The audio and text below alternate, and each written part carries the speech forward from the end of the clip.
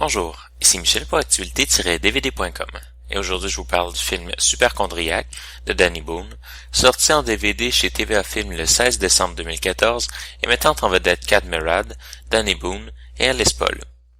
Un médecin, exaspéré par un de ses patients hypochondriaques à l'extrême, essaie de lui faire rencontrer une femme en espérant que cela le débarrassera de ce patient encombrant.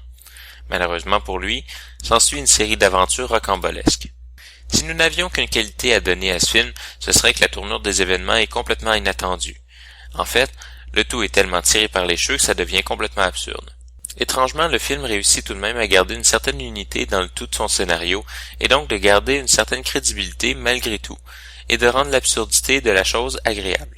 L'absurdité de l'histoire et des événements n'est pas suivie par un humour absurde, mais plutôt par un humour de dialogue, axé sur la conversation et sur le rythme des répliques, ce qui donne un film dont l'histoire est en mouvement, mais où le comique est plutôt immobile.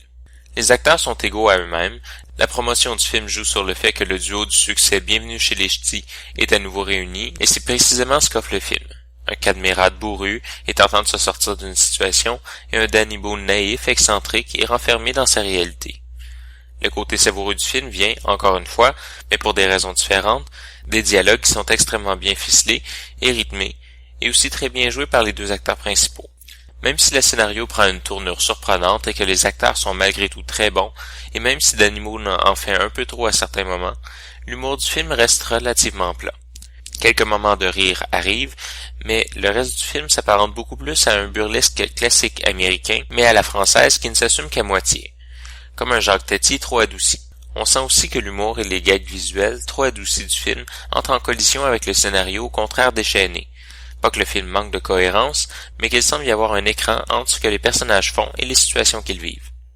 Le film est présenté en format d'image 2.40 en français Dolby Digital 5.1 avec l'encodage pour malentendants en français. Il n'y a pas de supplément sur le DVD.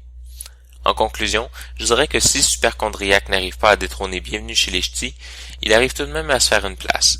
Malheureusement, le film n'est probablement pas à la hauteur des attentes de spectateurs qui auraient peut-être voulu un peu plus d'émotion, de comédie et de drame dans le film qui aurait gagné en sensibilité à exploiter un peu plus le côté dramatique du film, même s'il s'agit d'une comédie.